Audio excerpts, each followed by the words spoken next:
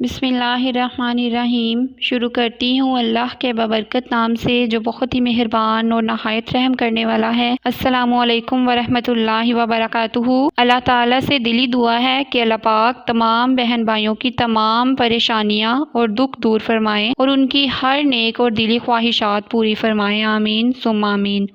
آج محبت کے حوالے سے، پیار کے حوالے سے انتہائی تیز ترین وظیفہ لے کر آپ کی خدمت میں حاضر ہوئی ہوں۔ جو بہن بھائی کہتے ہیں کہ وہ وظائف کر کر کے تھک چکے ہیں، وہ کوئی بھی وظیفہ کر لیں لیکن اثر نہیں ہوتا، تو ایک مرتبہ میرے کہنے پر آپ آخری وظیفہ سمجھ کر یہ کر لیں۔ میں 100% گارنٹی کے ساتھ کہتی ہوں آپ کو کامیابی ہر صورت ملے گی۔ ایک مرتبہ ضرور آزمائیں انشاءاللہ تعالی، اس کے بعد آپ کو وظیفہ کرنے کی ضرورت ہی نہیں پڑے گی۔ تو چلیے چلتے ہیں آج کے وظیفے کی جانب بغیر ٹائم ضائع کیے۔ اس سے پہلے اگر آپ اس وظیفے کی ہم سے اجازت لینا چاہتے ہیں تو ہمارے اس چینل کو سبسکرائب کر دیں، ہماری ویڈیو کو لائک اور شیئر کر دیں۔ تو چلیے آپ کو سمجھاتی ہوں وظیفہ اور اس کا طریقہ کار۔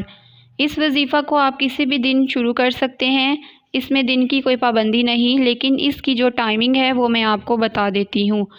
اس وظیفہ کو آپ نے رات کے وقت کرنا ہے، رات کو اس ٹائم جب آپ کے گھر والے سب سو رہے ہوں، تب آپ نے اپنے بستر سے اٹھ کر بیٹھ جانا ہے۔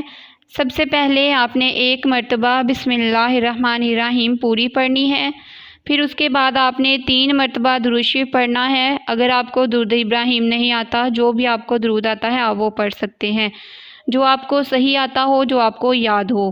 پھر ایک تسبیح آپ نے اس عبارت کی پڑھنی ہے، یعنی 101 مرتبہ آپ نے اس عبارت کو پڑھنا ہے۔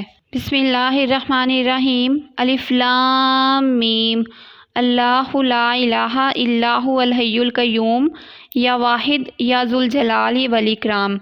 آپ نے اس عبارت کو 101 مرتبہ پڑھنا ہے اور دل میں آپ نے اپنا مقصد لازمی رکھنا ہے، جو بھی آپ کا مقصد ہے۔ پھر آخر میں 3 بار درود شریف پڑھنا ہے، پھر 3 بار اللہ پاک کا یہ نام پکارنا ہے، یا ارحم الراحمین۔ پھر اللہ تعالیٰ سے اپنے حق میں دعا مانگنی ہے، انشاءاللہ اسی وقت دعا قبول ہوگی اور محبوب کے دل میں محبت پیدا ہو جائے گی۔ اس وظیفے کو آپ نے صرف ایک مرتبہ ہی کرنا ہے، انشاءاللہ تعالیٰ ایک ہی مرتبہ میں آپ کا کام ہو جائے گا، اور آپ نے اس عمل کو، اس وظیفہ کو پورے یقین کے ساتھ کرنا ہے۔ اللہ تعالیٰ پہ پورا یقین رکھتے ہوئے اس وظیفے کو کریں گے تو ہی اس کا فائدہ ہوگا، تو ہی آپ کو اس کا اثر نظر آئے گا۔ اگر آپ پورے یقین کے ساتھ اس عمل کو نہیں کریں گے تو آپ کو اس کا کوئی فائدہ نہیں ہوگا۔ آپ سے گزارش ہے کہ میرے چینل کو سبسکرائب کر دیں، میری ویڈیو کو لائک اور شیئر کر دیں۔ اللہ حافظ۔